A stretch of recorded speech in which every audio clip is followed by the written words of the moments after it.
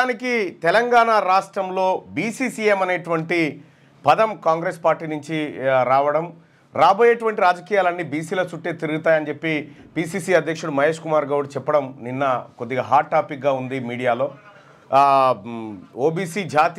OBC cell జాతీయ అధ్యక్షుడు కాంగ్రెస్ పార్టీకి సంబంధించినటువంటి నాయకులు వచ్చిన సందర్భంలో ఆయన ప్రెస్ మీట్ నిర్వహించడం జరిగింది. రాహుల్ గాంధీ గారి ఆలోచన తెలంగాణ రాష్ట్రంలో బీసీలకు రాజ్యాధికారం అప్పచెప్పాలి అనేది ఆయన ఆలోచనగా మహేష్ కుమార్ గౌడ్ గారు చెప్పినటువంటి అంశాలను బట్టి అర్థమవుతుంది. సో అనివార్యం ఇది సైకిల్ ఇట్లా తిరుగుతూనే ఉంటుంది.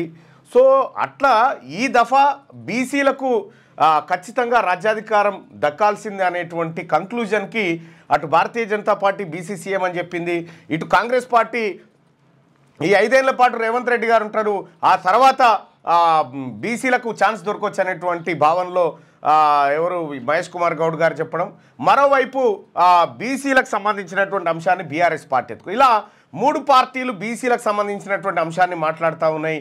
ఈ 3 పార్టీలు కూడా తమ స్పష్టమైనటువంటి అభిప్రాయాన్ని ఏం చెప్తాయని చెప్పి ప్రజలంతా ఓ వైపు వెయిట్ చేస్తూ ఉన్నారు. సో బీసీలకు రాజకీయం, బీసీలకు రాజ్యాధికారం అనేది తెలంగాణ రాష్ట్రంలో అనివార్యత. అది నివారించడానికి వీల్లేనటువంటి అంశం, అది ఖచ్చితంగా జరిగి తీరుతుంది అనేది అన్ని పార్టీలు దాదాపు కంక్లూజన్కి వచ్చేసినాయి.